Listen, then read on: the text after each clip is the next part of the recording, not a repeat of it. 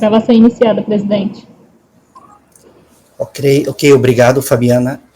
Bom dia a todos. Vamos dar início à sessão de julgamento do período da manhã do dia 9 de março de 2021, da segunda turma ordinária da quarta Câmara, da segunda sessão do CARF. Participarão dessa sessão de julgamento os conselheiros Luiz Henrique Dias Lima, Gregório Heckmann Júnior, Francisco Ivia Pino Luz, Renata Torati Cassini, Rafael Mazer de Oliveira Ramos, Márcio Augusto Sequef Salem, Ana Cláudia Borges de Oliveira e Dene Medeiros da Silveira. Nós iniciaremos a nossa sessão de julgamento pelo item 159 da pauta, que é um item em relação ao qual há pedido de sustentação oral. Toda vez que há pedido de sustentação oral, a gente dá prioridade a esses pedidos de sustentação oral já podemos liberar os patronos. O item, então, 159 é da contribuinte Granosul Agroindustrial Limitada, é um item de relatoria do conselheiro Gregório, e a patrona que vai fazer a sustentação oral é a doutora Kalinka. Fabiana, eu peço a você, então, que chame a patrona até a nossa sala para acompanhar a leitura do relatório e depois a leitura do voto, né? E para que possa fazer a sustentação oral. Pode chamar, então, Fabiana. Ok, presidente, irei convocar o patrono. Dando qual o número do item, por favor? 159.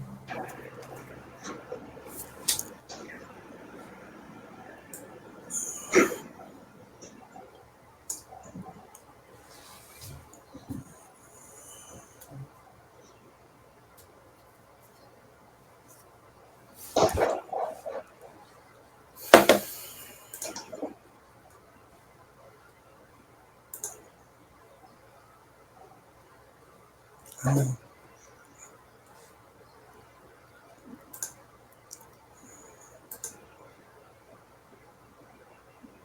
Patrona convocada, presidente. Ok, obrigado, Fabiana.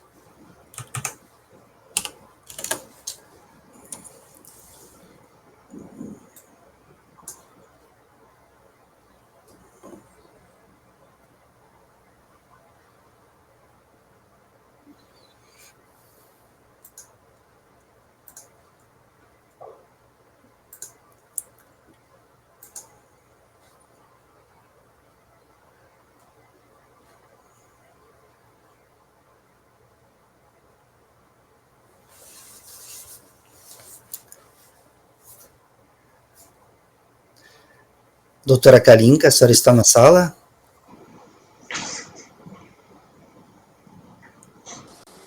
Bom dia, sim, estou já. O seu vídeo está desligado.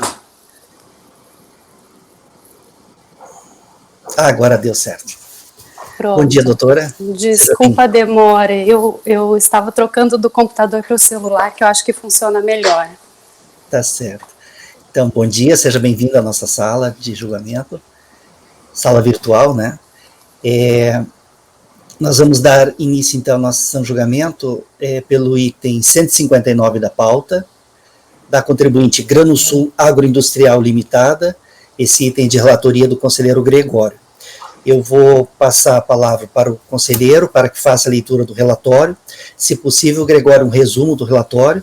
Aí, na sequência, ele passa a palavra à doutora para a sustentação oral de 15 minutos, ok? Obrigada. Gregório, então pode iniciar a leitura do relatório. Pode começar. Trata de recurso voluntário em face da decisão da 7ª turma da DRJ de Campinas, consubstanciado no acórdão 05-30184, que julgou procedente em parte a impugnação apresentada pelo sujeito passivo. Nos termos do relatório do recorrido decision, tem-se que, e eu destaquei as partes mais relevantes, trata-se de lançamento de crédito tributário por meio do qual exigem-se contribuições sociais, previdenciárias e destinadas aos terceiros, as quais incidem sobre remunerações de segurados empregados e que foram arbitradas com base na RAIS e no CAGED, tendo em vista que a empresa não apresentou os documentos requeridos pela fiscalização, nem prestou as informações solicitadas. Informa a fiscalização que todos os fatos geradores e recolhimentos foram lançados no CNPJ 001, pois o sistema informatizado utilizado apenas realiza as comparações necessárias em um estabelecimento. Além disso, as gratificações natalinas foram cadastradas na competência 12, pois a fonte de arbitramento RAIS registra no mês de dezembro o total das remunerações deste mês e do 13º salário. Sempre que constava na RAIS o pagamento a segurados empregados, a fiscalização considerou a informação declarada no seu lançamento. Todavia, as RAIS não foram entregues em todas as competências. Quando não havia declaração de empregados nas RAIS, mas o CAGED informava a presença deles, a fiscalização considerou a última competência declarada na RAIS. Caso não tenha havido nenhuma RAIS entregue para o estabelecimento e o CAGED indicava a presença de empregados, foi atribuída a cada um deles a remuneração de um salário mínimo. Nas competências em que não houve entrega da RAIS e o CAGED não informava a existência de empregados, a fiscalização nada arbitrou. Durante a ação fiscal, foi lavrado o auto de infração 35.243.754, dígito 5, o qual foi anulado porque a motivação jurídica da autuação estava desvinculada da motivação fática. Esse auto de infração é de obrigação acessória. A impugnante apresentou sua impugnação por meio do instrumento de folhas 227 e 234, e aí todas as alegações de defesa da impugnante. As folhas 494, os autos foram baixados em diligência para que a fiscalização verificasse se a empresa continuaria a incorrer no ilícito descrito no auto de infração, esse é obrigação acessória, anulado por visto na fundamentação legal. Caso apresentasse seus documentos, o lançamento deveria ser revisto. Os autos, então, foram baixados em diligência por esta turma de julgamento por meio do despacho número 2111, de maio de 2008. Em suma, em homenagem ao princípio da verdade material, foi requerida a fiscalização que analisasse os documentos da empresa colocados à sua disposição. As folhas 533 a 545, a fiscalização apresenta a conclusão da diligência fiscal, concluindo que não deve ser visto o crédito constituído. E aí a empresa foi intimada a se manifestar, apresentou manifestação. Cientificado o resultado da diligência fiscal impugnante complementa a sua defesa e vai rechaçando cada um dos pontos objeto da manifestação fiscal em sede de diligência. A DRJ, por meio do acórdão 05-30184, julgou procedente em parte a impugnação apresentada pelo sujeito passivo, conforme a ementa abaixo reproduzida e a ementa da decisão de primeira instância. Cientificada dessa decisão, a contribuinte, em novembro de 2010, apresentou recurso voluntário, esgrimindo suas razões de defesa nos seguintes pontos em síntese. A constituição do crédito tributário com base em arbitramento é ilegal e injustificada, devendo ser o auto de infração considerado nulo. A nulidade da decisão de primeira instância por inovação nos fundamentos da autuação, necessidade de realização de nova diligência e, em relação aos estabelecimentos 001, 002, 003 e 006, devem ser revistas todas as ações impostas, tendo em vista que pode ter havido interpretação equivocada das informações prestadas pela contribuinte. Sem encontrar razões, é o relatório, presidente. Ok, Gregório. Doutora, então pode fazer a sua sustentação oral por 15 minutos. Pode começar. Bom dia, eu agradeço o relatório e vou ressaltar apenas alguns pontos, né? Esse auto de infração, ele nasceu nulo, essa é a defesa principal, em razão de erros no procedimento de intimação do contribuinte, tá? Falta de motivação e também vício material ao instituir o arbitramento, tá? A questão é que a motivação apresentada no auto de infração para justificar esse arbitramento, que foi a falta de apresentação de documentos por parte da recorrente, decorre de erro da própria fiscalização com relação à intimação do sujeito passivo, o que inclusive já foi reconhecido nos autos pelo próprio acórdão da DRJ. E essa situação, ela não configura a hipótese descrita no artigo 33, parágrafo 6º da Lei 8212, que é a lei que é o dispositivo que autoriza o arbitramento no caso em que a autoridade fiscal constate que a contabilidade da empresa não registra o movimento real, né? E que sequer foi demonstrada essa situação pela autoridade fiscal na lavratura do auto de infração e na própria motivação do arbitramento efetuado, o que, a nosso ver, acarreta a nulidade do lançamento por vício material. Há precedentes do CARF nesse sentido, né, dizendo que não há dispensa para que o fisco demonstre os critérios, a metodologia usada para o arbitramento, mas, sobretudo, a motivação, né, o que levou a efetuar esse arbitramento quando se tem condições de se averiguar a real base de cálculo, o real movimento tributável da empresa, que é o caso aqui, né, que só não houve essa condição no início devido a uma falha na intimação à própria empresa, o que já foi reconhecido nos autos. Mas a DRJ, na verdade, fez um bom trabalho, né? Ela reconheceu parcial procedência do auto de infração, houve conversão em diligência, mas nós entendemos que, apesar disso, e apesar de ter sido baixado quase metade do auto de infração, todo esse procedimento nada mais foi do que uma tentativa de salvar um auto de infração que já nasceu sem motivação para aquele arbitramento, para o lançamento da forma que foi efetuada. E por isso pedimos a nulidade desse auto de infração. Com relação à decisão de primeira instância, já vimos que o arbitramento ele foi motivado, né, pela não apresentação de documentos solicitado em sede da fiscalização e que isso se deu exclusivamente por erros nos procedimentos fiscais. Mas, de outro lado, o julgador ACO motiva a decisão apontando falhas na contabilidade da empresa. E essas falhas, segundo ele, caracterizariam a imprestabilidade da contabilidade e justificariam esse arbitramento. Diante disso, se vê como nítida a inovação no critério jurídico trazido pela decisão recorrida. Não cabe ao julgador trazer novos fundamentos jurídicos para alterar os motivos determinantes do ato administrativo a qual ela se vincula. Né? Esse vício torna nula também a decisão recorrida nesse ponto. Ela traz fundamentos para o auto de infração que antes nunca haviam sido trazidos. E com relação à improcedência do lançamento, ao mérito, né, o relator ele explicou muito bem os pontos do recurso, mas a recorrente ela aponta, né, que a diligência fiscal realizada, ela ainda contém erros, apesar de ter sido feito, né, também algum trabalho importante, ela também contém erros que são reafirmados na decisão recorrida. Quais são, por exemplo, esses erros, né? Deixar de examinar os períodos autuados em relação a cada uma das filiais, a apuração das contribuições, ela é por filial, né? Independente de qual sistema seja utilizado da Receita, o contribuinte não pode ser penalizado em razão da facilitação dos procedimentos de fiscalização, né? Esse foi o critério constante do auto de infração. E não se pode admitir que falhas em um período ou em uma filial sejam projetados para todo o período ou para todos os estabelecimentos.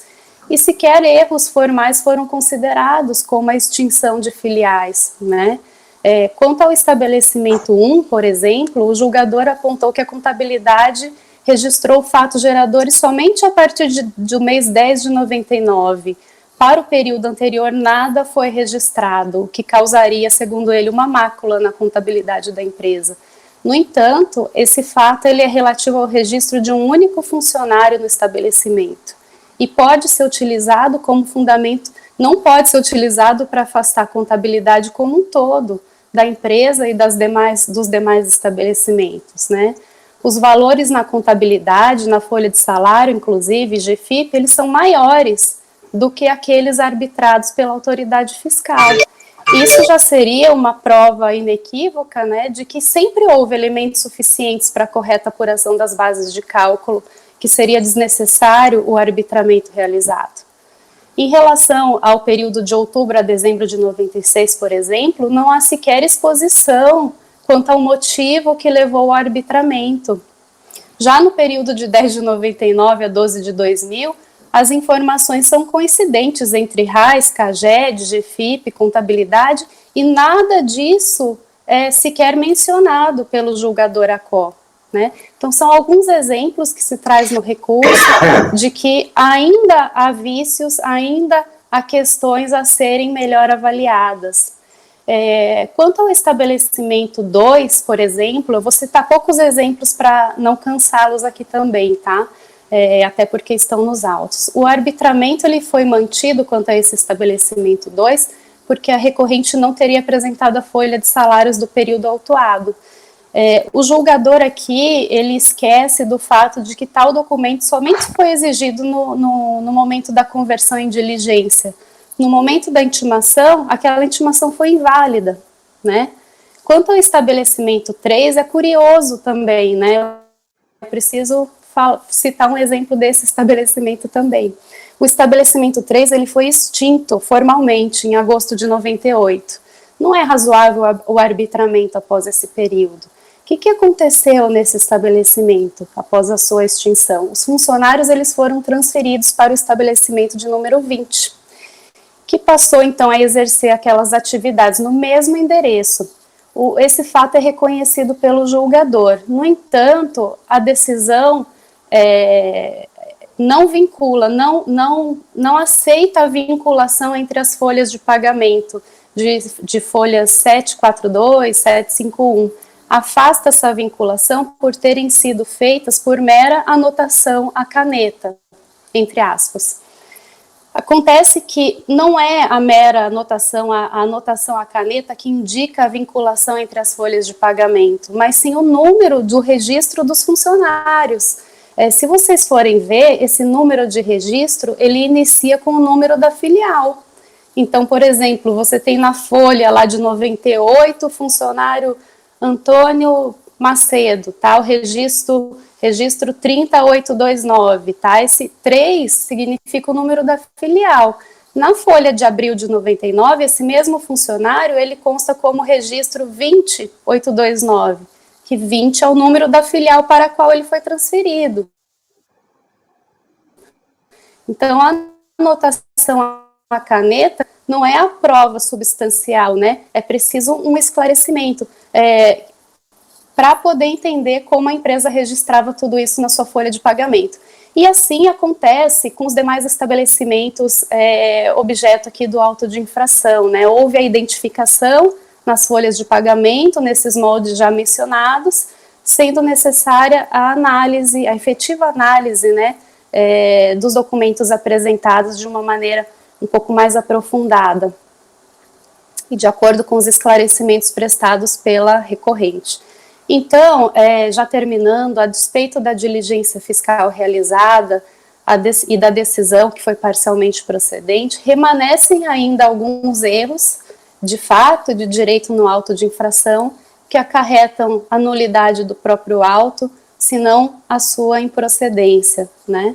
E dessa forma requer-se então o desprovimento do recurso de ofício, reitera-se os demais argumentos do recurso voluntário apresentado e requer-se também o seu provimento, ainda que seja para uma determinação de nova diligência fiscal que aprecie as manifestações, os documentos e esclarecimentos trazidos nos autos e no recurso interposto. Eu agradeço a atenção e fico à disposição dos senhores. Ok, doutora. Gregório, pode então iniciar a leitura do voto.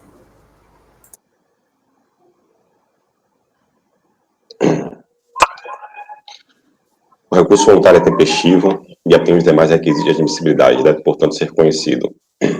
Conforme exposto no relatório supra, trata-se do presente caso de NFLD, com vistas de as contribuições devidas à Seguridade Social, correspondente à parte patronal e a destinadas a terceiros, incidentes sobre remuneração devida a empregados e que foram arbitradas com base na RAIS e no CAGED, tendo em vista que a empresa não apresentou os documentos requeridos pela fiscalização nem prestou as informações solicitadas. A contribuinte, conforme igualmente informado linhas acima, apresentou recurso voluntário esgrimindo suas razões recursais nos seguintes pontos.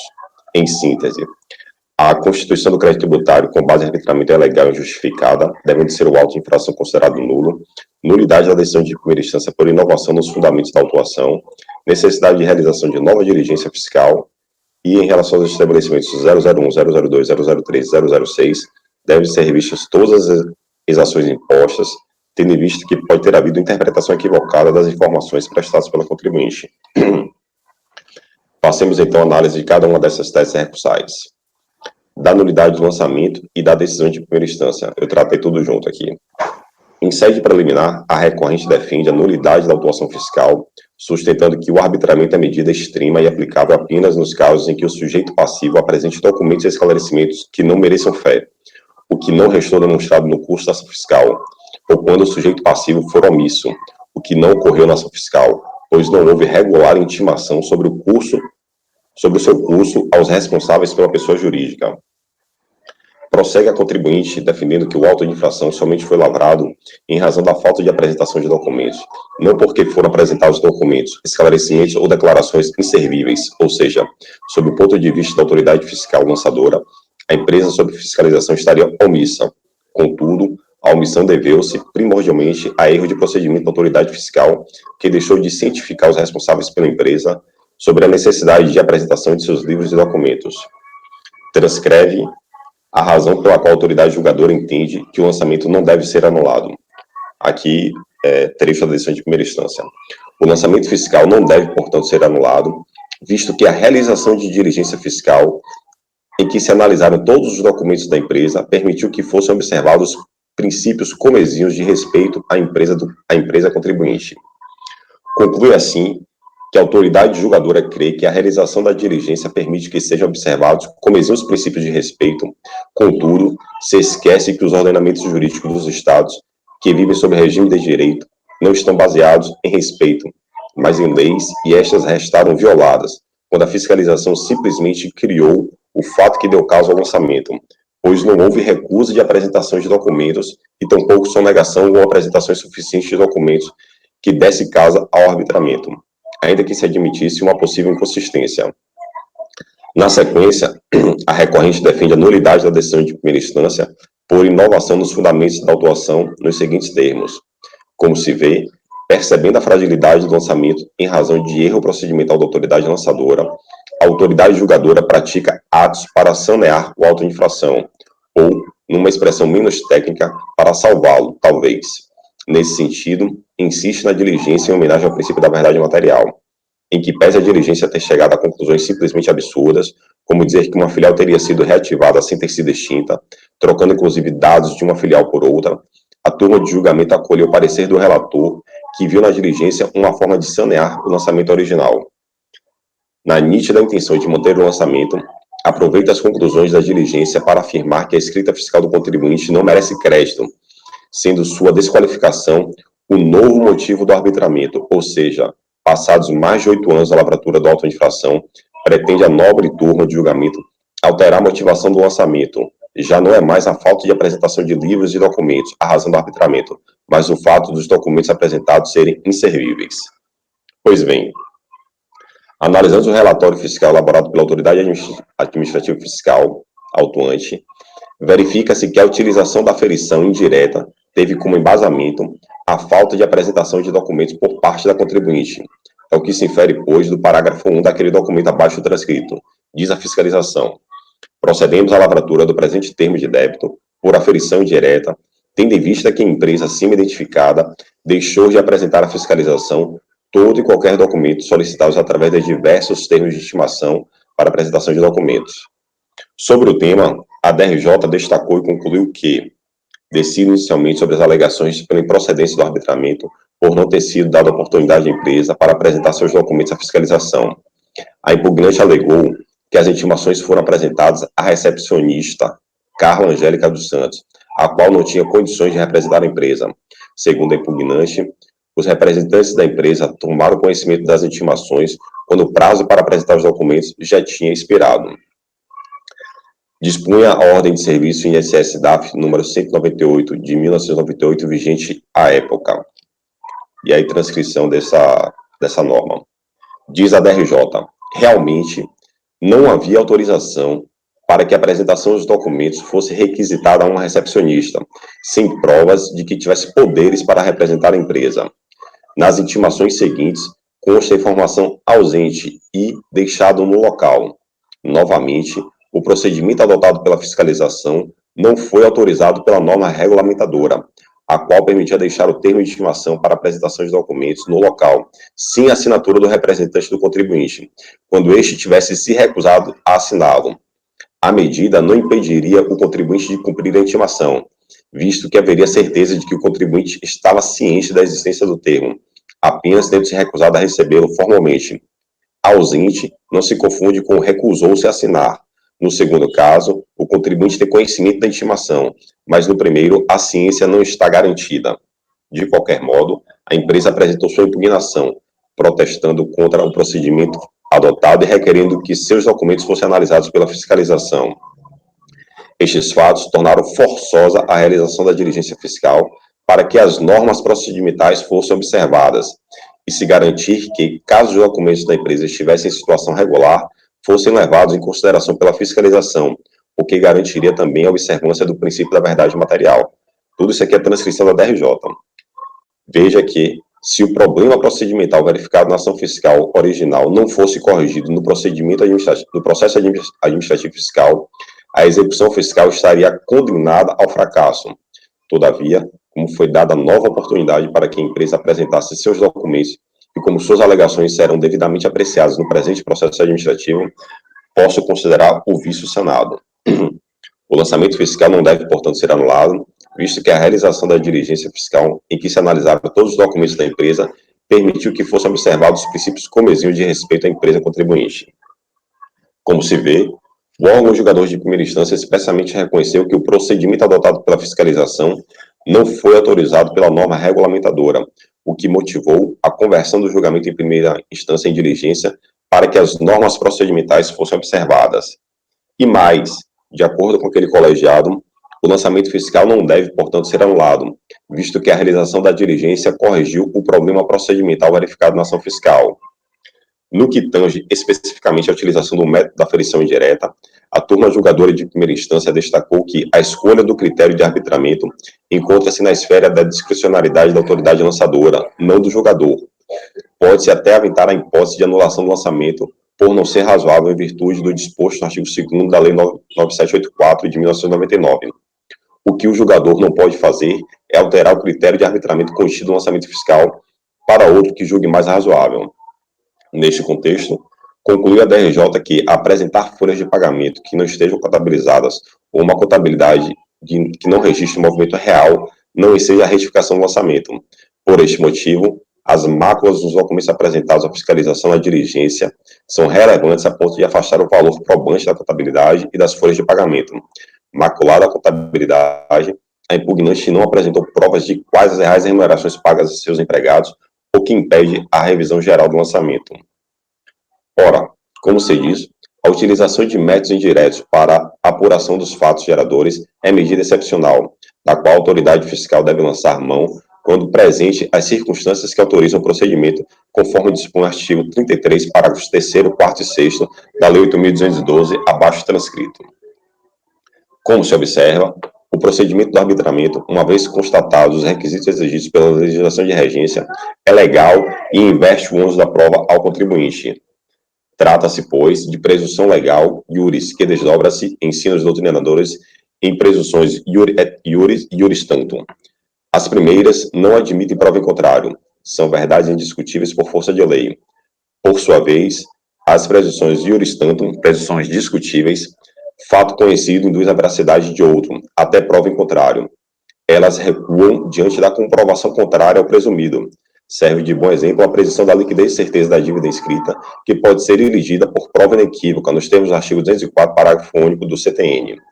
As hipóteses inscritas no artigo 33 da Lei 8.212, portanto, caracterizam-se como presunções iuris tantum, albergadas por lei, mas passíveis de comprovação do contrário presumido. Porém, tal procedimento deve estar devidamente fundamentado e motivado nos autos do processo, além da necessidade de atender aos princípios da razoabilidade e proporcionalidade, sob pena de nulidade ou improcedência do lançamento. Destarte, o arbitramento não pode representar uma verdadeira carta branca ao agente fiscal, de maneira a possibilitar-lhe concluir pela existência de débitos tributários bem destoantes do que efetivamente devido pelo contribuinte, escorados em parâmetros aleatórios e imprecisos, sem o devido aprofundamento no exame das provas constantes nos autos. Não se pode admitir, pois, seja praticado o arbítrio em nome do arbitramento. É um procedimento, portanto, que objetiva aproximar, mensurar as remunerações tributáveis, tanto quanto possível, daquele que seria real. Tem-se, assim, que a vontade abstrata da lei é gravar o tributo que seria devido em condições normais, não mais do que isso, porquanto o objetivo princípio da fiscalização é a orientação, com a finalidade de esclarecer aos contribuintes, em geral, sobre o indelével dever de recolher ao fisco os tributos efetivamente devidos, naturalmente após identificar as eventuais irregularidades extraídas de sua atividade ou contabilidade, se for o caso. Em nenhum sistema jurídico se permite a tributação ao albedrio da lei ou se preconiza a cobrança de tributo acima daquilo que o fisco tem direito. Gravar tributo não tem o mesmo sentido de agravá-lo. O agravamento se faz mediante combinação de multas, não pela via do arbitramento. A doutrina, eu trago aqui uma doutrina de Heleno Torres. A jurisprudência administrativa é firme e mansa nesse sentido, determinando o cancelamento de autuações em que a fiscalização extrapolou os limites impostos pela legislação ao lançar com base no arbitramento, sobretudo quando os critérios utilizados nesta empreitada não estejam devidamente claros e precisos. E aí, alguns precedentes aqui do CARF nesse sentido. Ademais, o lançamento, atividade vinculada que constitui o crédito tributário, não pode se apoiar em suposições, conjecturas e muito menos presunções do agente arrecadador, como se extrai do artigo 142 do CTN. Deve fundamentar-se em fatos concretos demonstrados suscetíveis de comprovação, mesmo porque o artigo 142 do CTN, ao atribuir a competência privativa do lançamento à autoridade administrativa, igualmente exige que nessa atividade o fiscal atuante descreva e comprove a ocorrência do fato gerador, determinando ainda a perfeita base de cálculo dos tributos exigidos, e aí transcrição do artigo 142. Em outras palavras, o procedimento do arbitramento, em que pese conferir a prerrogativa ao fiscal atuante em presumir a base de cálculo do tributo lançado, não o desobriga de comprovar a ocorrência do fato gerador, ou seja, a base de cálculo poderá ser presumida, uma vez observados os requisitos para tanto, mas a ocorrência dos fatos geradores não. É o que se extrai do artigo 148 do CTN, também transcrito. Ademais, os atos administrativos, conforme se depende do artigo 50 da Lei 9784 de 99, que regulamenta o processo administrativo no âmbito da administração pública federal, devem ser motivados sob pena de nulidade e ou improcedência do feito. Como se verifica dos dispositivos legais encimados, para que o lançamento encontre sustentáculo nas normas jurídicas e, consequentemente, tenha validade, deverá o fiscal atuante descrever precisa e comprovar a ocorrência do fato gerador do tributo e determinar a matéria tributável. A ausência dessa descrição clara e precisa, especialmente no relatório fiscal da notificação, ou erro nessa conduta, macula o procedimento fiscal. Nessa linha exposta acima, a apuração do crédito previdenciário por arbitramento deve vir acompanhada da devida motivação, indicando à autoridade lançadora as irregularidades constatadas, às quais a impediram de apurar diretamente a base de cálculo das contribuições previdenciárias efetivamente devidas. E aí também aqui mais uma doutrina de Maria Rita. A jurisprudência do CARF, que se ocupou do tema, oferece guarida ao entendimento em cima esposado, exigindo, além da devida motivação na utilização do procedimento do arbitramento, a demonstração da ocorrência do efetivo prejuízo da fiscalização, e aí um precedente aqui do CARF nesse sentido. Como se observa, em síntese, a fiscalização deve demonstrar cabalmente as razões que a levou a promover o lançamento por arbitramento, especialmente com a finalidade de oportunizar ampla defesa e contraditório do contribuinte. No caso em análise, conforme reconhecido pelo próprio órgão julgador de primeira instância, tem-se que o procedimento adotado pela fiscalização não foi autorizado pela norma regulamentadora, o que motivou, inclusive, a conversão do julgamento em primeira instância em diligência para que as normas procedimentais fossem observadas. Ora, ao converter o processo em diligência para, abre aspas, saneamento do lançamento, pode-se dizer que a DRJ, por via transversas, afirmou que o relatório fiscal não está devidamente fundamentado, motivado, pois, caso tivesse, e deveria estar, nos termos já demonstrados acima, não seria necessária a realização da susodita diligência fiscal. Dessa forma, ao baixar o processo em diligência, a DRJ, abre aspas, abriu prazo, fecha aspas, para a fiscalização fazer aquilo que deveria ter feito e não fez, apresentar um relatório fiscal devidamente fundamentado e motivado. Como se observa, mista se faz autoridade lançadora a observância dos parâmetros e condições básicas previstas na legislação de regência em caso de arbitramento, que somente poderá ser levado a efeito quando vislumbrados permissivos legais para tanto, devendo ainda relatar todos os fatos de norma pormenorizada, possibilitando ao contribuinte a devida análise da conduta que lhe está sendo atribuída e, bem assim, ao julgador de analisar devidamente os autos. A presunção legal inserida no artigo 33 da Lei 8.212, relativamente ao arbitramento, não tem o condão de suprimir o princípio do dever legal da autoridade fiscal, demonstrar e comprovar a ocorrência das hipóteses legais ali inscritas, com a finalidade de justificar o aludido procedimento. Outro sim, analisando os fundamentos da decisão de primeira instância, em cotejo com a motivação do relatório fiscal, verifica-se que houve, no caso de análise, inovação nos fundamentos do lançamento, o que é vedado aos órgãos julgadores. De fato, conforme destacado pela recorrente, o órgão julgador de primeira instância, na nítida intenção de manter o lançamento, aproveita as conclusões da diligência para afirmar que a escrita fiscal do contribuinte não merece crédito, sendo sua desqualificação o novo motivo do arbitramento, ou seja, passados mais de 8 anos da lavratura do auto de infração, pretende a nobre turma de julgamento alterar a motivação do lançamento. Já não é mais a falta de apresentação de livros e documentos à razão do arbitramento, mas o fato dos documentos apresentados serem inservíveis. Ora, a mudança do critério jurídico do lançamento viola o princípio da legalidade que pauta a formulação das autuações fiscais, sua revisão em processo administrativo e a segurança jurídica que deve vigorar nas relações entre fisco e contribuinte. Assim, como não é dado aos contribuintes inovar nas teses de defesa em sede de recursal, não se pode conceber que a manutenção do lançamento se dê por fundamento não cogitado na autuação. Embora compreenda que, conforme o artigo 145 do CTN, o lançamento pode ser alterado em virtude da impugnação, contudo, o limite dessa alteração é a matéria objeto da autuação, nesse sentido, precedente aqui do CARF.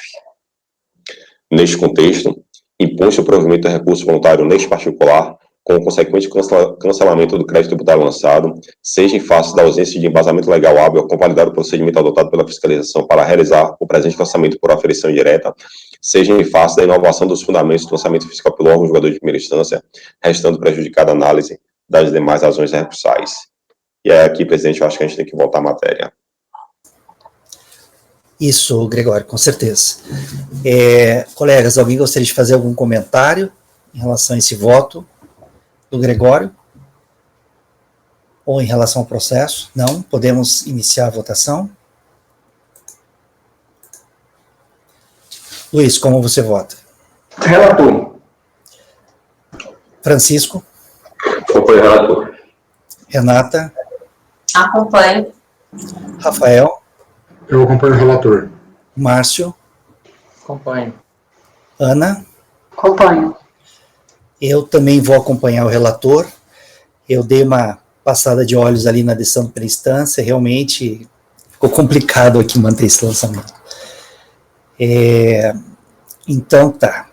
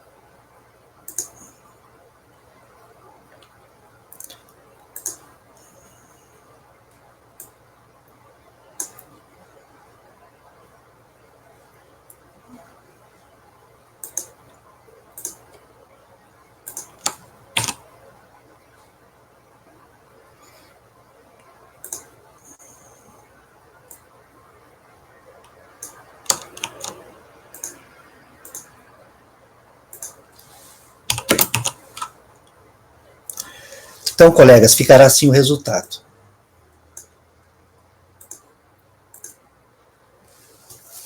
Doutora Kalinka, para o item 159 da pauta da contribuinte Granusul Agroindustrial Limitada, ficará assim o resultado. Acordam os membros do colegiado, por unanimidade de votos, em dar provimento ao recurso voluntário, cancelando-se integralmente o crédito tributário lançado. Ok, doutora? Presidente, Pois não? eu estou vendo Ok, aqui, muito tem Obrigada. o crédito tributário foi exonerado parcialmente em primeira instância, e aí isso aqui Então, cancelando-se... então, vamos fazer o seguinte, eu vou deixar só dar provimento ao recurso voluntário. na verdade, tem que agregar provimento também a recurso de ofício. Eu não trouxe aí no meu voto, mas tem recurso de ofício, porque o crédito tributário foi exonerado parcialmente, e na verdade, eu tenho que checar se o limite de alçada Teve recurso de ofício? teve.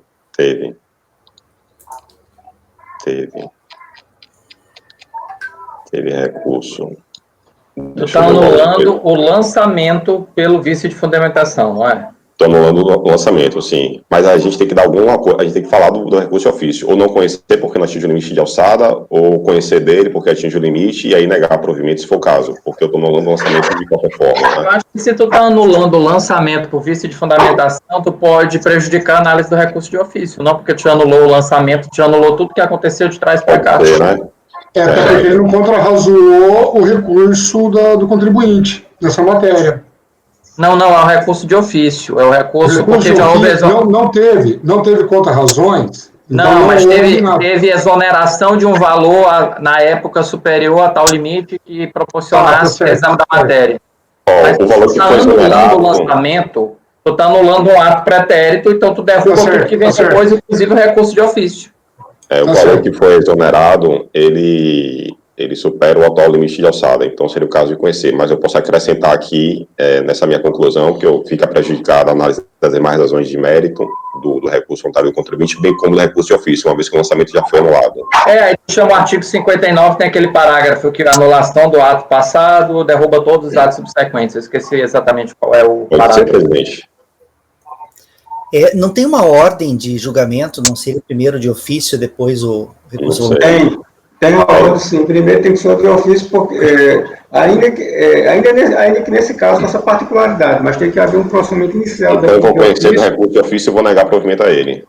Exatamente. Nem que seja só para isso, dizer que tem que caracterizar que passou do limite de alçada e negar provimento, mas tem que ter procedimento, senão vai ficar meio manco aí o acordo. Vai ter que ter necessariamente, e é na ordem.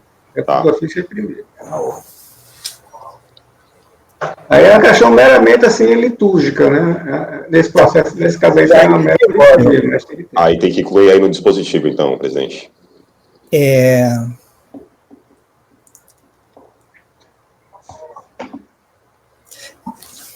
Tá. Negar por unanimidade de votos, negar provimento ao recurso de ofício e dar provimento ao recurso voluntário do contribuinte.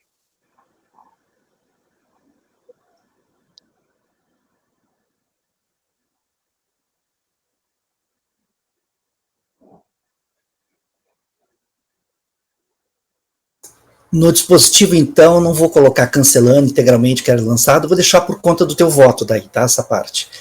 E daí eu vou consignar na ata o seguinte, para o item 159 da contribuinte Granusul Agroindustrial Limitada. Acordam os membros do colegiado, por unanimidade de votos, em negar provimento ao recurso de ofício e dar provimento ao recurso voluntário. Pode ser assim, né? Ok, doutora? Ok. Agradeço a atenção de vocês, desejo um ótimo dia de trabalho. Tá certo. Um bom dia para a senhora também. Tudo de bom. Até a próxima. Igualmente.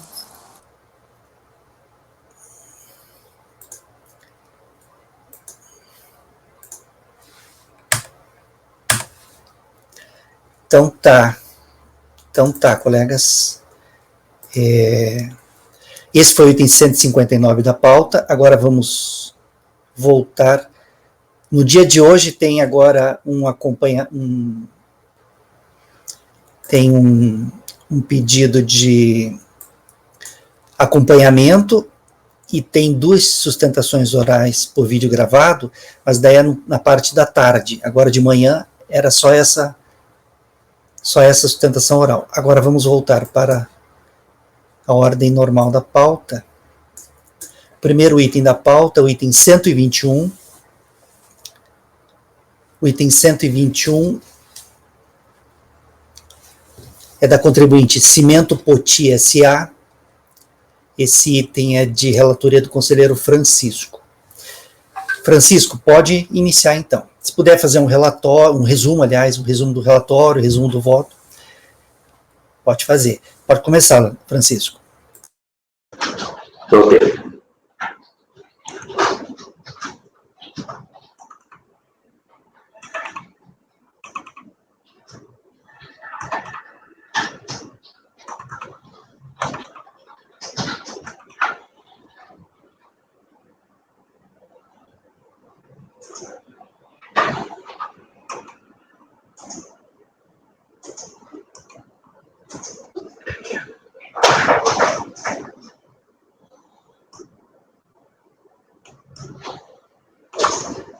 Trata-se de embargos inominados pelo delegado da Receita Federal do Brasil de Recife, em face do acordo 2402-006-695, proferido na sessão de outubro de 2018, dessa Câmara, cuja emenda e dispositivo transcrevemos. Aí eu transcrevo aí, e eu vou direto lá no voto, porque é bem simples aqui, a gente acho que não, se houver alguma dúvida, a gente volta. Inicialmente eu vou passar aqui pelo dispositivo. Acordam os membros do colegiado por unanimidade de voto em não conhecer do recurso de ofício. Acordam ainda os membros do colegiado por unanimidade de votos em conhecer do recurso voluntário, afastar preliminar, reconhecer a decadência para as competências até 3 de 2003, esse é o detalhe, até grafei aí, até 3 de 2003, inclusive, e no mérito, o voto de qualidade em negar-lhe provimento. Vencido aí, esse é o acordo. Aí vem embargos inominados. Aí eu vou aqui, o delegado, eu vou entrar de vermelho aí, destacado também. Ele questiona lapso manifesto quanto ao período abrangido pela decadência, nesses termos. Aí, considerando que o lançamento foi feito em 2006, não haveria decadência de fatos geradores ocorridos em 2003 ou até mesmo em 2002, uma vez que sequer teria passado o rosto decadencial se a decadência foi, por unanimidade, afastada a partir de 3 de 2003, como está acima redigido. Como então considerar o voto no trecho da página 14378, que assevera? Aí eu transcrevo.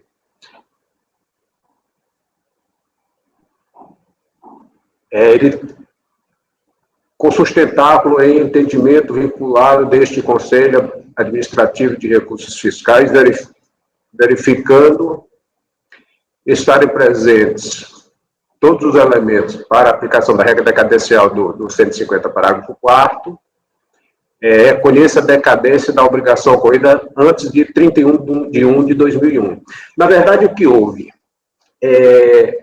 Eu presumo que houve uma confusão aqui entre 3 de 2001 e 1 de 2003. Então, a questão toda é essa, aí eu já vou para a conclusão do voto.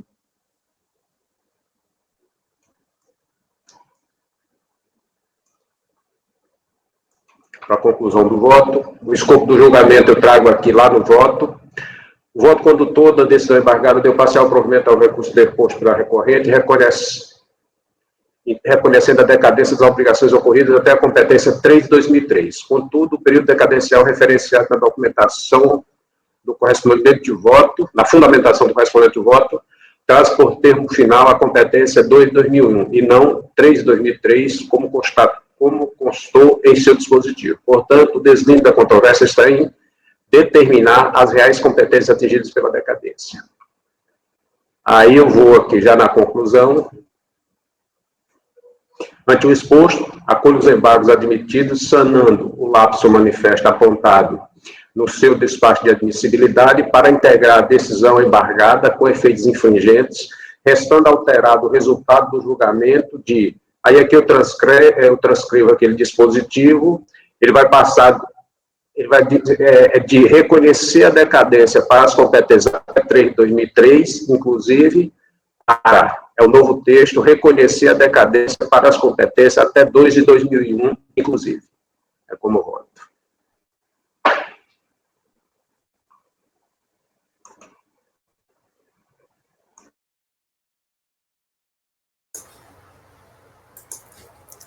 Ok, Francisco, é só uma questão ali da competência, né? Em vez de ser 3 de 2003, era 2 de 2001, né? Houve ali uma confusão do mês com o ano. No próprio texto isso aí é a transição do próprio texto do voto. O próprio texto do voto lá, no corpo do voto, ele traz a competência correta, só no dispositivo que veio de 2003.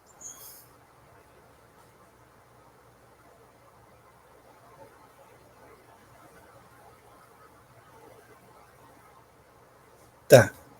Colegas, alguém gostaria de comentar o voto do relator ou o processo? É um lapso manifesto apenas uma correção ali. Luiz, como você vota? Relator. Gregório? Relator. Renata? Acompanho. Rafael? Relator. Márcio? Relator. Estava sem microfone. Ana? Acompanho. Eu também acompanho o relator. Então, nesse aqui eu coloquei no dispositivo, eu coloquei assim, ó, registrei assim, Francisco, veja se está de acordo. Acordam os membros do colegiado, por unanimidade de votos, em acolher os embargos com efeitos infringentes para sanar o lapso manifesto apontado no... Eu vou colocar o número do acórdão, tá? No acórdão número tal, eu coloco o número do acórdão, alterando-se o resultado do julgamento de, abre aspas, acordam os membros do colegiado, aí o colchete com 3 pontos, reconhecer a decadência para as competências até março de 2003, inclusive, fecha parênteses. Eu não coloquei o colchete no final, porque eu costumo usar o colchete no meio da transcrição, quando eu corto um pedaço, quando nas pontas eu não coloco. Para, aí há parênteses, acordam os membros do colegiado, aí colchetes com 3 pontos, reconhecer a decadência para as competências até fevereiro de 2001, inclusive, fecha parênteses. Pode ser assim, né, Francisco? Pode, né? Então tá. Deixa eu só colocar o número do acórdão aqui, que foi... É o acórdão... É o 695, né? Final 695. Isso.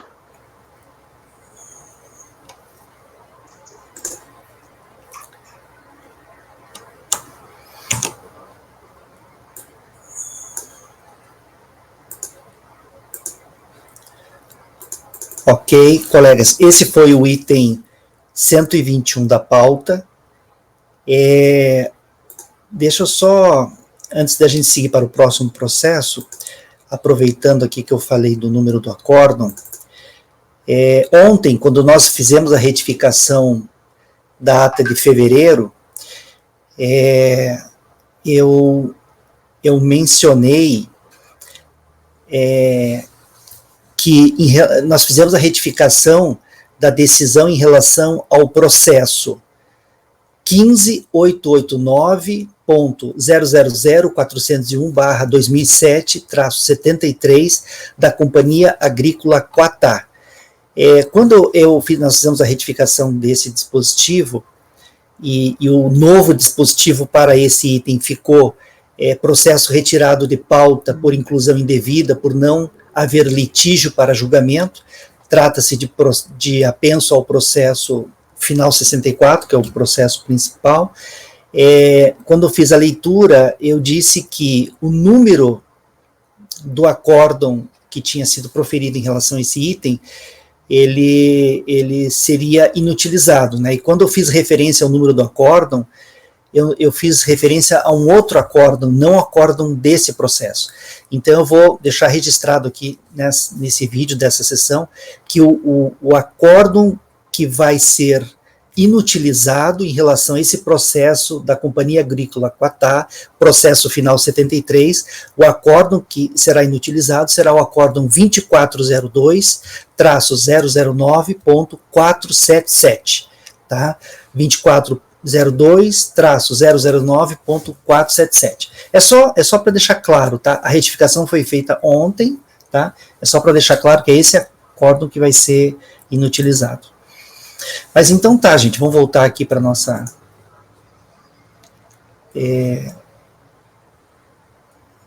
pauta. O próximo item da pauta é o item 122. Na verdade, são vários itens da mesma empresa. São os itens 122, 123, 124, 125, 126, 127, 128, 129, 130, 131, 132, 133 e 133.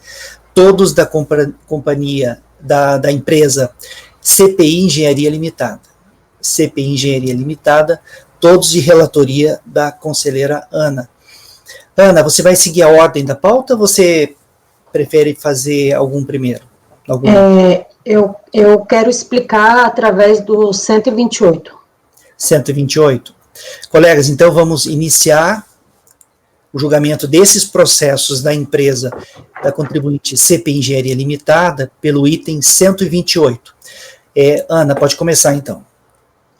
Bom, eu vou, na verdade, explicar o que aconteceu aqui. A empresa ela foi fiscalizada inicialmente em 2006. A fiscalização foi lá, pediu os documentos dela, pediu para ela apresentar vários documentos, e ao final fez um lançamento do confronto das GFIPs e da GPS. Então, a princípio, um lançamento até que seria simples para a gente julgar e conferir se estava correto ou não. Falou, bom, você declarou tudo isso aqui na GFIP, e eu fui ver sua GPS, não tem tudo isso recolhido, fiz o confronto e estou fazendo esse lançamento. Esse primeiro lançamento é o do processo 122, que é o primeiro, que é até o que tem uma numeração diferente, que é o 44023. Aí o contribuinte lá naquele processo de 2006, ele fala assim, olha, você não considerou todas as minhas GPS, porque tem valor aqui que eu arrecadei, que na hora que você fez o lançamento não está lá. Aí a fiscalização fala, não, arrecadei sim, está tudo aqui. A DRJ vai lá e fala, está tudo aqui, tudo foi confrontado. Aí o contribuinte fica ali sem razão. Passam alguns anos e a fiscalização vai lá de novo na empresa. Fala, empresa, vem aqui, eu quero ver de novo seus documentos daquele ano, incluindo aquele ano. Porque naquele primeiro ela só fiscalizou 2004, e aqui ela fiscaliza de 2000 a 2005, ou seja, 2004 entra no bolo também que ela pega. Aí ela chega aqui em 2006 e fala, deixa eu ver tudo. Aí primeiro o contribuinte fala, olha, tem coisa que eu já entreguei lá, eu vou ter que entregar aqui de novo, eu falo, tem. Aí ela pega a documentação da empresa e fala, olha, eu vi que tem uns fatos geradores aqui que não foram lançados lá em 2006, e eu vou fazer esse lançamento, e eu tô vendo também que tem GPS que não foi considerada lá. Aí ele fala assim, ué, mas lá no lançamento, na hora de calcular, vocês me disseram que estavam considerando tudo que eu tinha em GPS. Se você considerou tudo que tinha em GPS, como é que agora você está me dizendo que não tem? E se agora você está me dizendo que tem, lá no anterior tem cálculo errado.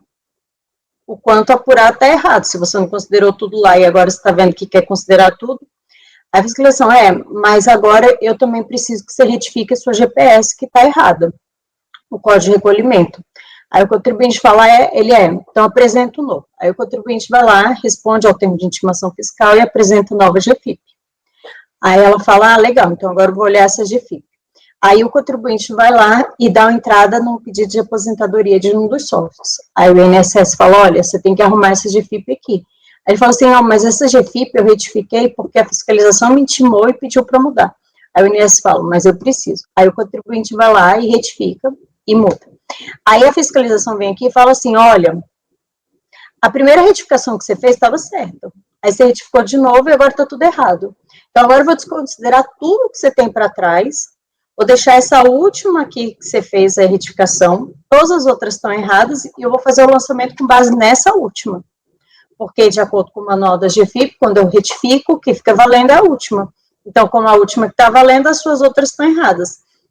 Aí ele fala, legal, então as minhas outras estão erradas, e como é que tem aquele lançamento lá em 2006, que está considerando aquelas outras erradas, e aqui você vai considerar uma outra. Então, eu tenho 2 lançamentos subsistindo, sendo que um considera GFIPs, que aqui você diz que não existem mais, porque, de acordo com o manual da GFIP, a última que vale, e lá no primeiro você está me dizendo que foram aquelas que estão valendo. Porque lá aquele lá já finalizou, e aqui eu tenho um outro. Entendi, então aqui você tem um outro lançamento, que você desconsidera tudo meu, porque eu retifiquei minhas GFIPs, primeiro atendendo ao termo de intimação fiscal, aí o manual diz que eu só fica valendo a minha última, e aí você faz um outro lançamento diferente aqui. E ainda por cima, você me diz agora que aqui tem GPS que não foram consideradas, lá naquele primeiro lançamento você disse que me considerou todas as minhas GPS. Em resumo, eu estou decidindo por anular todos os lançamentos. Por vício material, por erro no cálculo, e até por a questão do novo lançamento ter sido feito com base em retificações que a própria fiscalização solicitou para o contribuinte. Eu acho que esse processo 128, para quem quiser ler, ele é o que consegue trazer uma síntese melhor dos fatos, que eles são bem complexos mesmo, nessa sucessão de retificação e de abatimento de valores. E são 3 lançamentos de obrigação principal, outros 7 de acessória, e esse outro lançamento feito em 2006.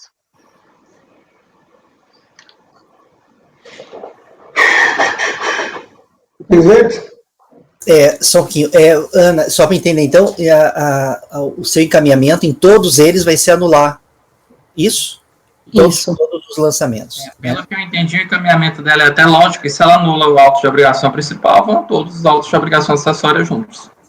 Tá. Você abriu aqui o 128, né? Isso. Que é o da obrigação acessória, mas que retrata bem o quadro geral, né? Tá. Eu já adianto que eu vou pedir vista quando chegar a minha vez de votar. Alguém gostaria de fazer algum comentário em relação a esse processo? Não? Eu já ia pedir vistas, presidente. Oi?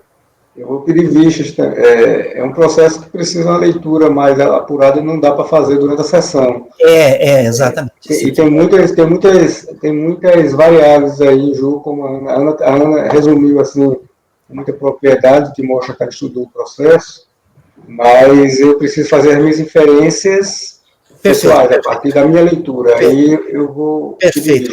de todos os processos. Perfeito. Colegas, o Luiz é o primeiro a votar, ele vai pedir vista.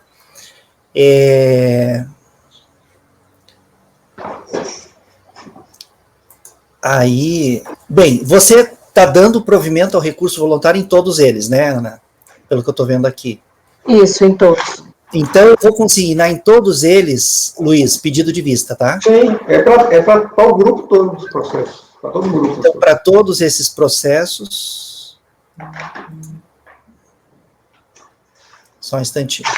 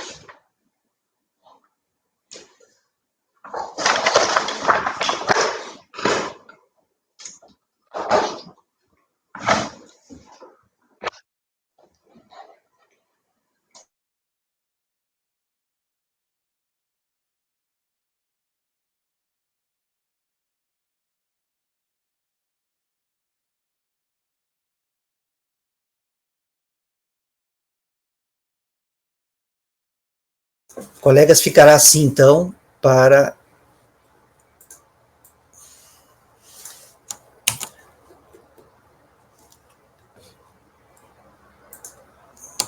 Só um instantinho. Para os itens 122, 123, 124, 125, 126, 127, 128, 129, 130, 131, 132, 133 e 133. Para todos esses itens, ou seja, dos itens 122 a 133, ficará assim registrado na ata. Esses itens todos são da contribuinte CPI Engenharia Limitada. Vista para o conselheiro Luiz, sendo convertida em vista coletiva. A relatora apresentou o seu voto, dando provimento ao recurso. Na sequência, houve pedido de vista, os demais conselheiros não votaram. É isso, né, Ana? O provimento é dado para todos. Então, tá. Agora, colegas, vamos passar para o item 134 da pauta. São, em verdade, 4 itens da mesma contribuinte, da Associação Cultural Orquestra Sinfônica de Santa Catarina, itens 134, 135, 136 e 137, todos de relatoria do conselheiro Rafael. Rafael, você vai fazer a leitura na ordem da pauta ou tem algum que é...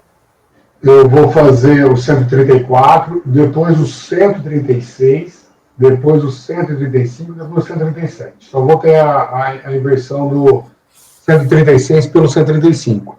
Perfeito. Então, colegas, vamos fazer agora, então, o item 134 da pauta. Rafael, pode iniciar. Não, 134 agora, 134, né? Isso, 134. Isso. É o que você falou, né? 134. Isso, tá. Tá certo, pode começar, então. Eu adoto aqui o relatório do Acórdão 1453-125 da 9ª turma da DRJ de Ribeirão Preto, de folha 158 e 164. O presente auto de infração destina-se ao lançamento das contribuições sociais previdenciárias apuradas pela fiscalização, incidente sobre a remuneração paga a contribuintes individuais, tendo como sujeito passivo a contribuinte acima identificado, sendo composto por seguintes debicados. O primeiro deles destinado ao lançamento da contribuição descontada dos segurados, apurada a alíquota de 11% sobre o salário de contribuição até o limite máximo mensal. Destinado ao lançamento da contribuição previdenciária, devida pela empresa, na alíquota de 20%, incidente sobre a remuneração paga aos segurados contribuintes individual. E destinado ao lançamento da multa decorrente do descumprimento de obrigação acessória, prevista no artigo 32, inciso 4º da Lei 8212, por ter deixado a empresa de declarar em GFIP a remuneração. De acordo com os fatos relatados pela fiscalização, o sujeito passivo, apesar de devidamente intimado para tanto, deixou de apresentar a folha de pagamento e os GFIPs, tanto que determinou a lavratura do presente auto de infração com fundamento dos valores declarados em dívida, com o código 0588, trabalho sem vínculo empregatício, constante no sistema de informação da Receita Federal. Por não concordar com os termos de autuação, apresentou ao autuado impugnação ao débito contendo os argumentos abaixo detizados. E aqui ele traz os débitos justificativos. Tá? Em julgamento pela DRJ, por unanimidade de votos, julgou procedente o lançamento conforme a emenda. O parcial provimento se deu sobre a exclusão dos recolhimentos realizados pelos segurados envolvidos no presente lançamento, conforme constou no acordo recorrido. Considerando a alegação da defesa, foi efetuada por essa julgadora consulta junto ao sistema informatizado para verificação de eventuais valores já arrecadados pelos segurados envolvidos no presente lançamento fiscal. Foram identificados recolhimentos esparsos em nome de apenas alguns segurados, os quais foram considerados para limitação do crédito devido, para a limitação da contribuição devida, conforme a planilha abaixo. Pelo exposto, voto pela procedência em parte da impugnação apresentada, retificando o crédito tributário lançado, no debitcard final 891-2, na forma estabelecida abaixo. Aí eu trago o quadro como ele montou no acordo. Intimado em 17 de 9 de 2014, a R de folha 169, e contribuinte foi os recursos voluntários, folha 171 a 185, qual protestou pela reforma. Sem encontrar razões, ao relatório. O recurso é tempestivo e tem que ter mais requisitos. Ele alega a preliminar de nulidade, aqui da identificação do auditor fiscal. Embora não alegado no início do recurso com preliminar, em pedido final, o contribuinte alega a ausência de identificação do senhor auditor fiscal responsável pela formalização dos termos e do auto de infração, como destaque. Ao final, cabe levantar a ocorrência de nulidade constante no auto de infração imposto a recorrente. Reside a falta de identificação da autoridade que lavrou, conforme o artigo 10º do Decreto 70.325/72, que traz a seguinte redação. E aí eu também destaco o artigo 10º aqui. E, nesse sentido, não vislumbra a nulidade alegada, visto que a identificação do senhor auditor consta nos documentos que fundamentam e formalizam a auto de infração. Aí aqui eu trago um acordo de relatoria do Márcio, da nossa turma, que eu acompanhei ele, que acho que foi unânime aqui, foi unânime esse acordo. De fato, traz a especificação, o carimbo do auditor, traz a assinatura, traz tudo. Tá? Então, voto no sentido de negar o provimento dessa nulidade. Do mérito, da preliminar de ausência de fundamento legal do lançamento. Aqui, de novo, destaco o artigo 10º do decreto, e agora chama atenção. Quando do julgamento da DRJ, converteu em diligência para folha 150 e 151. De acordo com os fatos relatados pela fiscalização, o sujeito passivo, apesar de devidamente intimado para tanto, deixou de apresentar a folha de pagamento e as GFIIs do período, fato que determinou a lavratura do presente auto de infração com fundamento nos valores declarados em DIF, com o código 0588, trabalho sem vínculo empregatício, constante no sistema informatizado da Receita Federal do Brasil. Não obstante a utilização de meios indiretos para apuração da base de lançamento, para a base de cálculo do tributo lançado, não foi incluído entre os fundamentos legais do débito os dispositivos atinentes à ferição indireta, fato que acarreta o orçamento de defesa do contribuinte. Apesar desse vício não encontrar entre as alegações apresentadas pelo impugnante, por se tratar de matéria de ordem pública e que seria capaz de macular todo o procedimento administrativo, e ainda, por considerar ser este o momento adequado para saneamento dos vícios porventura constatados. Manifestam pelo retorno dos presentes autos a unidade de origem para saneamento, devendo, para tanto, ser emitido o relatório fiscal complementar contendo os fundamentos legais relativos à ferição indireta. Do resultado da diligência, e antes do retorno dos autos a esta delegacia de julgamento, deverá ser cientificado o contribuinte, concedendo-lhe um novo prazo para impugnação ao débito, especificamente sobre os termos aqui abordados, informando-lhe ainda que os demais argumentos expostos em sua impugnação serão apreciados no momento oportuno. Cumprida a diligência, folha 154, com o seguinte teor. Aí ele traz aqui o relatório complementar, o código do lançamento da apuração indireta. A contribuinte foi devidamente intimada para exercer o contraditório, foi no 56, e permaneceu inerte. Quando o julgamento, a DRJ validou o lançamento, com as contribuições apuradas por oferecimento direto, empresa em geral, como destaque. Diligência. Em 11 de abril de 2014, os autos foram encaminhados à unidade de origem para inclusão entre os fundamentos legais do débito do dispositivo relativo à aferição direta. Foi, então, emitido o relatório fiscal complementar mencionando a fundamentação da autuação no artigo que faz referência à aferição indireta da base de cálculo, com a devida ciência do contribuinte e a reabertura do prazo de impugnação do débito. Apesar de cientificado sobre este novo prazo de impugnação ao débito, o contribuinte deixou de apresentar manifestação. Todavia, entendo diferente, explico. Por se tratar de vício material, a ausência do dispositivo legal atinente à aferição direta acarreta, além do orçamento de defesa, a nulidade do lançamento. Assim, destaco aqui eu trago o acordo de decisão, lembro de relatoria da ilustre conselheira Vanessa Marini Conello, da Câmara Superior de Recursos Fiscais, cuja emenda transcrevo. Trago aqui. Também outro recente precedente da Câmara Superior, e trago aqui o acordo. Mais recente, destaco o acordo número 9303004-582, de relatoria do ilustre conselheiro Rodrigo da Costa, também da Câmara Superior, por unidade, reconhecendo a unidade por vício material. Assim, sendo a descrição dos fatos, a correta determinação da matéria tributária e da fundamentação legal, elementos substanciais e próprios para a obrigação tributária, a ausência seja a sua unidade por vício material, visto que não há como retificar o lançamento nessa condição. Diante do exposto, considero que a nulidade de lançamento efetuado possui natureza material, razão pela qual de ofício dou o provimento para cancelar o lançamento. Eu só confirmar aqui, eu acho que não é de ofício não, mas eu vou confirmar aqui. Eu acho que seria importante voltar a essa questão preliminar, né, presidente?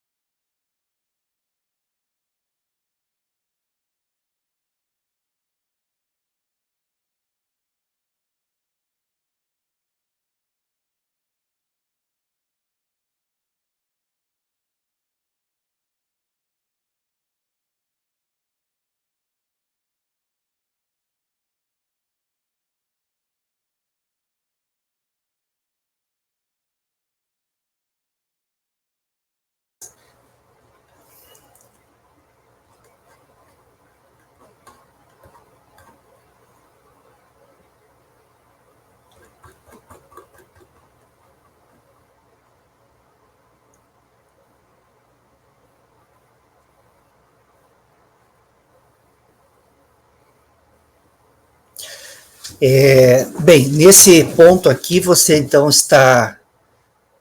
É de ofício mesmo?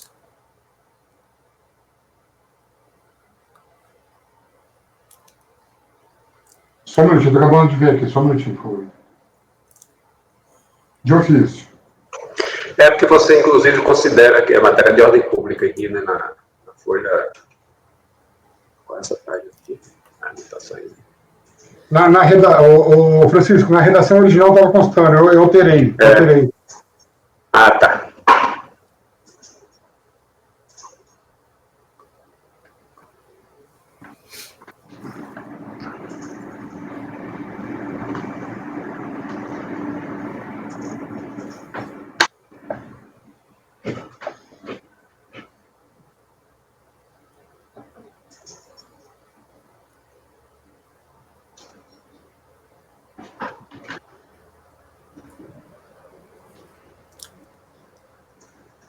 Alguém gostaria de comentar esse processo, o voto do relator? Esse ponto aí. Onde é que ele fala, Rafael, onde é que ele fala que é a aferição que foi por arbitramento, a aferição indireta? Quando no primeiro julgamento, eles identificaram a ausência do fundamento legal por aferição indireta. E aí eles converteram o julgamento da RJ em diligência para corrigir o lançamento. Isso está nos autos. Aí depois que mas o relatório fiscal, ele não fala que foi com aferição indireta, não foi por arbitramento, ele não fala isso. Deixa eu ver aqui. Esse debitado que a gente está fazendo é o de número, deixa eu localizar, esse aqui. 134. Hã? 134. É 134 o processo. Não, eu estou fazendo o debitado. Estou olhando aqui no relatório, deixa eu ver aqui dentro do processo qual é o debitado. Qual é o debitado do processo, isso que eu estou procurando aqui, peraí. Mas é fácil de achar aqui. É fácil de achar aqui que eu estou com o processo aberto. O debitado é o de número, esse que a gente está analisando, é o 891. Final 891, dígito 2. O 891, dígito 2...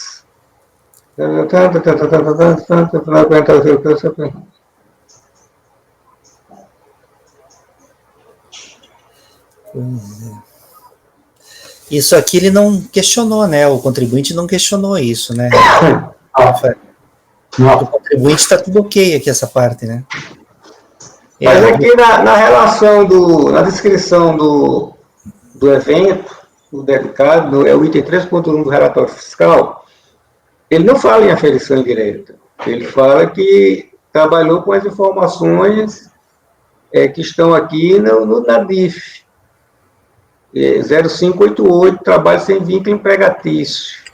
Ele diz o seguinte, até acho que você reproduziu no seu voto.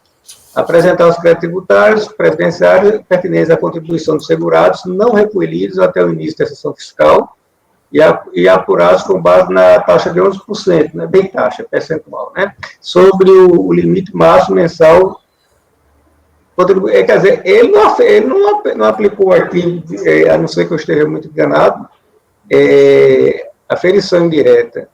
Ele arbitramento, ele aplicou com base num documento coxa dos autos, que ele apreciou, não sei se coxa dos autos, né, mas ele cita aqui, é a DIF, código 0588, que é exatamente aquela sem vínculo empregatício, e se é sem vínculo empregatício, é contribuinte individual. É contribuinte individual, avulso, qualquer dessas naturezas. E eu não estou enxergando aqui essa aferição indireta, não. Eu não entendi essa da DJ, não. Porque, olha só, o fato gerador de contribuição é omitido em GFIP, porém declarado em DIF, compõe as bases de cálculo. Se ele está trabalhando com uma informação que está no documento, evidentemente que não foi aferição indireta. O que se poderia questionar é se essa informação da DIF, me parece que não foi o caso que houve, se essa informação da DIF seria ou não procedente. Se ela corresponderia a um fato ocorrido, uma situação fato real. Mas eu não estou enxergando, desculpa, mas eu não estou enxergando a aferição indireta aqui não, tá? Tá. Alguém gostaria de fazer mais algum comentário? Podemos fazer a votação. Nesse ponto aqui do voto, o conselheiro relator de ofício está anulando o lançamento.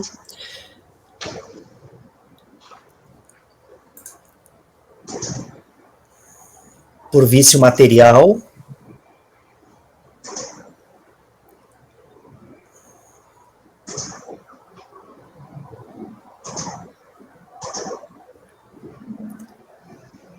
É porque a DJ diz o seguinte, olha, é que o Rafael destacou bem aqui. Não obstante a autorização de meios indiretos, ela está considerando que a DIF é um meio indireto para apuração da base de cálculo do tributo lançado. Achei agora. Mas a DIF ela representa uma remuneração que foi paga.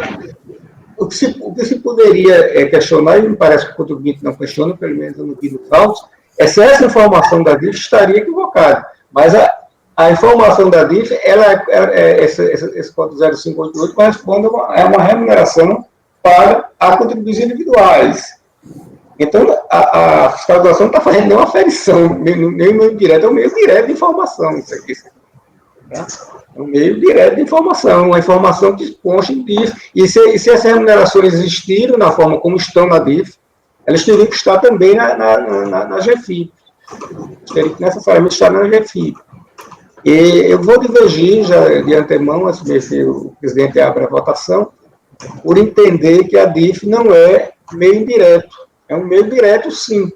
Os meios indiretos seriam outros, aqueles que não denunciassem de forma direta, que não denunciassem de forma expressa a remuneração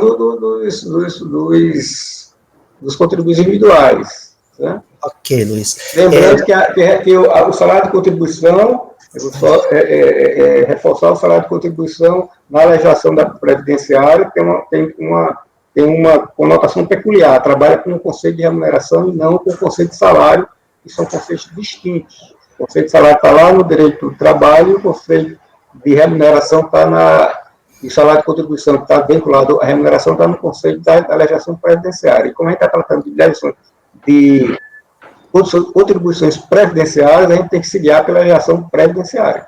Okay. Eu vou divergir, presidente, por entender que não é o caso aqui de meios indiretos. A DIF é um meio direto, sim, que está informando a remuneração dos contribuintes individuais. Ok.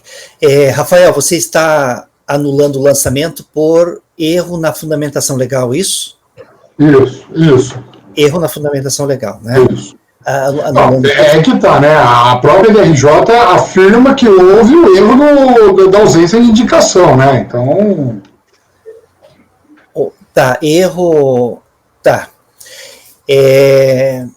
Colegas, vamos fazer a votação, então. É anulação do lançamento por erro na fundamentação de ofício, tá? Ausência exatamente. Ausência do fundamento no lançamento, né? Isso. O Luiz, então, está votando, está divergindo do relator, não está reconhecendo a nulidade do lançamento. Gregório, como você vota? Vou acompanhar o relator e só destacar que esse foi um vício apontado pela DRJ e convalidado pela própria fiscalização, porque os autos foram baixados em diligência para o saneamento desse erro. O juiz saneou o erro, complementando o relatório. Francisco, como você vota? Eu acompanho a divergência. Divergência. Renata, como você vota? Acompanho o relator. Márcio, como você vota? Divergência. Ana, como você vota? O relator. Eu também vou acompanhar a divergência. O recurso você conheceu integralmente aqui, né, Rafael? Sim, sim. Uhum.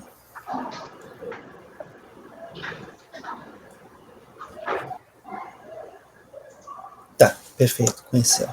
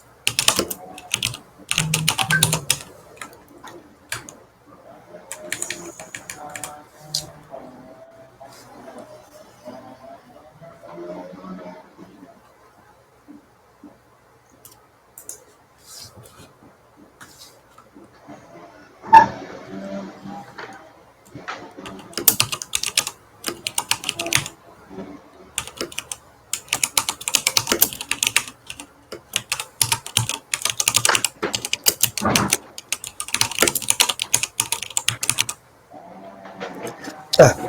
Então, colegas, nós tivemos um empate aqui, tá? E eu consegui, Nenata, o seguinte dispositivo. Veja se está de acordo, Rafael e demais colegas. Para o item 134 da Associação Cultural Orquestra Sinfônica de Santa Catarina. Acordam os membros do colegiado, por unanimidade de votos, em conhecer do recurso voluntário e, por determinação do artigo 19e da Lei 10.522/2002, em face do empate no julgamento, anular o lançamento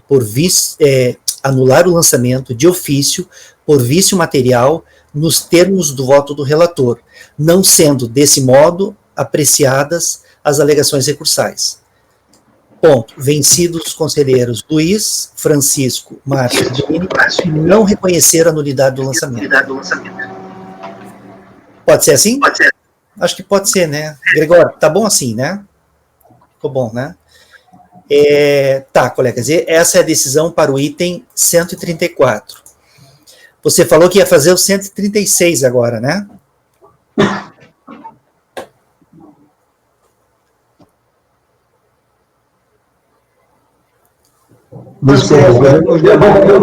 Rafael. Oi? Essa decisão desse não se reflete nos demais, não? Não. Eu vou fazer o 136, porque como ele veio na distribuição, ele veio como principal e o 135 veio como apenso, tá?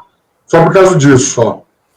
Tá. Mas, e se tiver muito barulho, avisa, que tem um cara cortando grama aqui perto lá. Tá, joia. Colegas, vamos fazer agora o julgamento do item 136 da pauta. Isso, né, Rafael? 136, né? Pode começar, Rafael.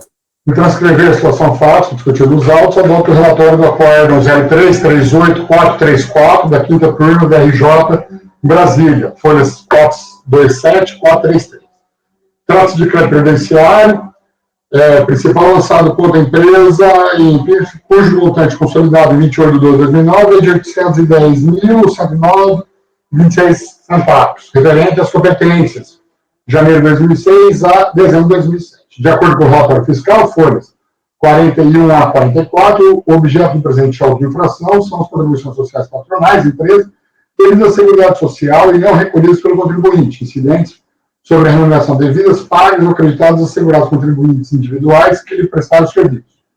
Tais fatos geradores foram levantados com base nas informações constantes na DIF e na escrituração contábil da associação. Os lançamentos contábeis dos pagamentos efetuados aos trabalhadores encontram registrados nas seguintes contas contábeis. Aí tem o número aqui, cachê para músico, projetos musicais e serviços profissionais. Informa que o lançamento do presente débito foi aplicado a multa mais benéfica, em consonância com o artigo 106 do CQM, aprovado pela Lei 517266. Aí traz a impugnação. Em julgamento, por unanimidade de voto, julgou o procedimento de lançamento conforme a emenda. Intimado 24 de 12 de 2010, a RD foi 473, e contribuído por recurso voluntário foi 441 a 452, no qual protestou pela reforma da decisão, sem contra-razões. O recurso é tempestivo e atende demais requisitos de admissibilidade. Aqui alega também a preliminar de ausência de assinatura do auditor, de identificação do auditor responsável. Reporto que isso foi analisado na RJ e traga o artigo 10º de novo. E, nesse sentido, não vislumbra a nulidade alegada, visto que a identificação do auditor consta nos documentos que fundamentam e formalizam a auto de infração. Mais uma vez, aqui eu destaco o acórdão de relatoria do conselheiro Márcio, aqui da nossa turma, que teve esse acompanhamento unânime. Então, eu vou decidir negar provimento à nulidade alegada. No presente caso, antes de adentrar no caso concreto, destaca a legislação que fundamentou o lançamento. Aqui eu destaco toda a legislação no caso aqui. Só a seguir previsto na lei. Está repetido aqui. Previsto na lei 10.666 de 2003, qual resultou prevista a obrigação de desconto sobre a remuneração paga ao segurado contribuinte individual, prestar serviço. Também aqui a legislação complementar. E destaco aqui o relatório fiscal. Eu vou adiantar aqui por causa do resultado. Ainda em análise dos documentos apresentados, os autos destacam o esclarecimento contábil prestado pelo contador do contribuinte. As GPS nunca foram elaboradas, tendo em vista que a direção da associação sempre entendeu que a mesma é isenta de qualquer tributo, contrariando minha informação como profissional contábil, de que a entidade só estaria isenta após cumprir determinadas obrigações previstas na legislação específica. Só que, ao analisar o recurso, ele reproduziu toda a argumentação ipsis da impugnação. E aí, neste caso aqui, eu estou concordando com a decisão da RJ, que eu reproduzo ela aqui na íntegra. Então, eu volto no sentido, volto pela improcedência do recurso voluntário. É como eu voto, presidente. Ok, Rafael. Colegas, em relação ao item 136 da pauta, o conselheiro relator está votando no sentido de negar provimento ao recurso voluntário. Alguém gostaria de comentar o voto do relator ou o processo? Gostaria, presidente. Desculpe se eu estou falando muito. É porque esse segundo voto acentuou a minha certeza em relação ao anterior. Porque eu estou vendo aqui que foi o mesmo procedimento. Se buscou em DIF e tal. E nesse aqui a DJ não suscitou o chamado vício material. Né? E no outro, que tem a mesma substância, o mesmo substrato frático, sim. Aí ficou, como se diz, duas decisões de primeira instância absolutamente divergentes entre si. Tá certo. O que confirma que o meu entendimento lá no primeiro estava correto. Se agora eu estava achando correto, lá também estava. Tá certo. Mas eu vou acompanhar o relator. Eu estou só fazendo essa ressalva de que dessa contradição aí da decisão da RJ, tá? Tá certo. Colegas, vamos então fazer a votação. Em relação ao item 136 da pauta, o conselheiro relator está votando no sentido de negar provimento ao recurso voluntário. Luiz, como você vota? Como eu já adiantei, eu vou votar com o relator. Com o relator. Eu apenas destaquei a Não, tranquilo. Gregório, como você vota? Acompanha o relator? Francisco? Que acompanha também. Renata? Acompanho. Márcio? Acompanho. Ana? Acompanho. Eu também acompanho o relator. Então, para o item 136 da pauta, da contribuinte Associação Cultural Orquestra Sinfônica de Santa Catarina, ficará assim o resultado. Acordam os membros do colegiado, por unanimidade de votos, em negar provimento ao recurso voluntário. Agora os 135, né, Rafael? Colegas, item 135 da pauta. Pode começar, Rafael.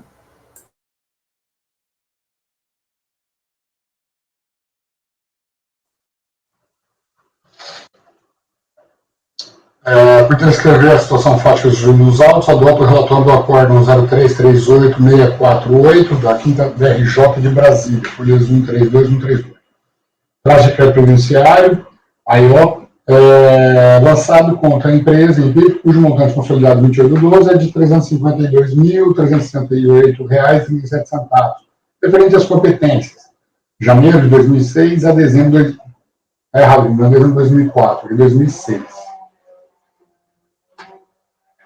De acordo com o relatório fiscal, folha 72/36, o objeto do presente auto de infração são as contribuições sociais dos segurados devidas à Seguridade Social e não recolhidas pelo contribuinte, incidentes sobre as remunerações devidas pagas ou acreditadas aos segurados contribuintes individuais, autônomos que lhe prestaram serviço.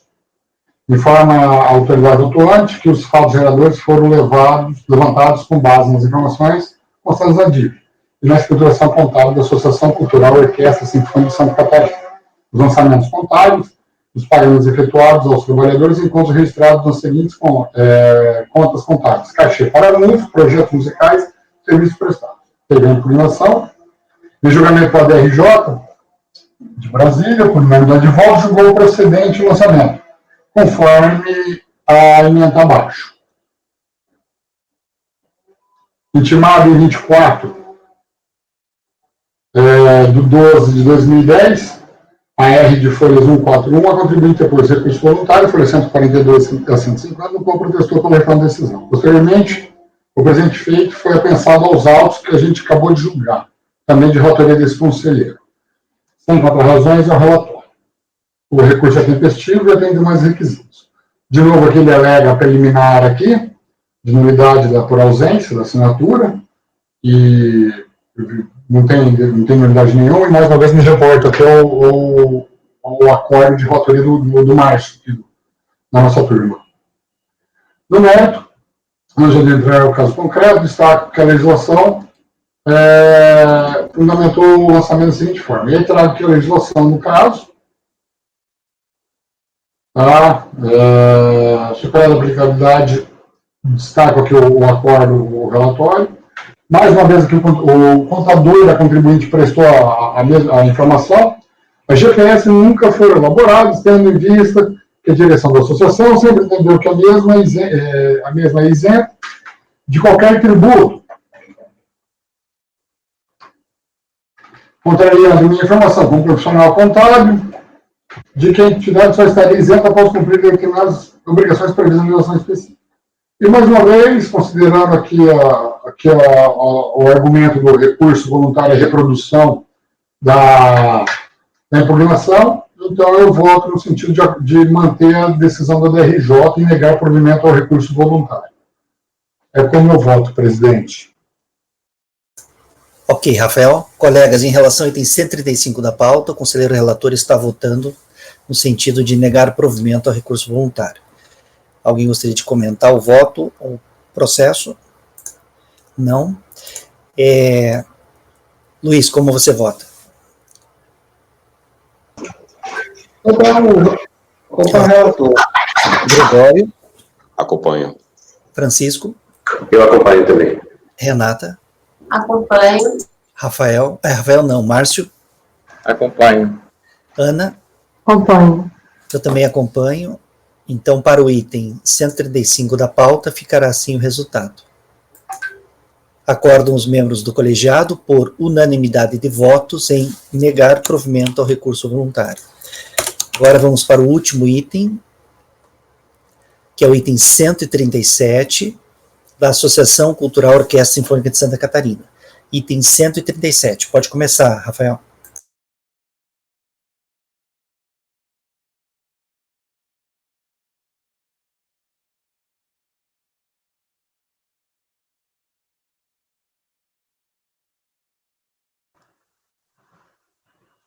Cumprimento da obrigação acessória, CFL 23. E aqui houve reprodução da impugnação. Vamos lá. Por transcrever a situação fática surgindo nos autos, ao doutor relatório da 5ª DRJ de Brasília, foi 127-131. Trata-se de auto de infração de obrigação acessória, consolidado 28/12/2009, emitido contra a empresa em epígrafe, em decorrência de ter infringido o artigo 11, parágrafo 3º e 4º da Lei 8218 de 91, e alterações posteriores, quando, apesar de intimada pelo termo, deixou de apresentar as informações contábeis e a folha de pagamento em meio digital, com o layout previsto no Manual Normativo de Arquivos Digitais MANAD, aprovado por instituição normativa. O relatório fiscal da aplicação da multa ainda informa que, para a consolidação da multa, foi considerada a receita bruta do ano calendário e que as operações foram realizadas conforme o artigo 12, parágrafo único da lei. Por unanimidade, a DRJ julgou o procedente de lançamento, destaca o elemento, intimado 24/12/2010, a R foi 134, a contribuinte interpôs recurso voluntário, foi 135 a 144, no qual protestou pela reforma da decisão. Sem encontrar razões do relatório. O recurso é tempestivo e tem mais requisitos. Ele alega de novo que a preliminar é a ausência da reivindicação do auditor, mais uma vez aqui destaco a legislação e o acordo do conselheiro Márcio, e voto no sentido de negar provimento à anualidade. Caso aqui destaca a legislação aplicada ao caso aqui, o artigo 12, inciso 3º da Lei 8212, os números do artigo 11, parágrafos 3, 6 e 4 do mesmo diploma, e destaco aqui o que constou no auto de infração. Só que, mais uma vez, ele reproduz os argumentos da impugnação de folhas 24 a 32, aí eu voto no sentido de negar provimento ao recurso voluntário, mantendo o lançamento e a decisão da RJ. É como eu voto. Ok, Rafael.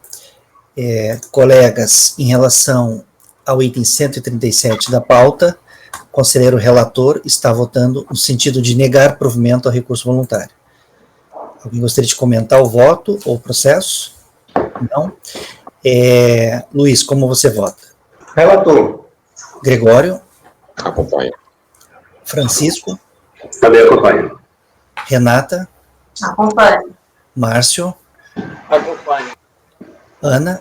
Acompanho. Eu também acompanho. Então, para o item 137 da pauta, ficará assim o resultado. Item 137 da Associação Cultural Orquestra Sinfônica de Santa Catarina.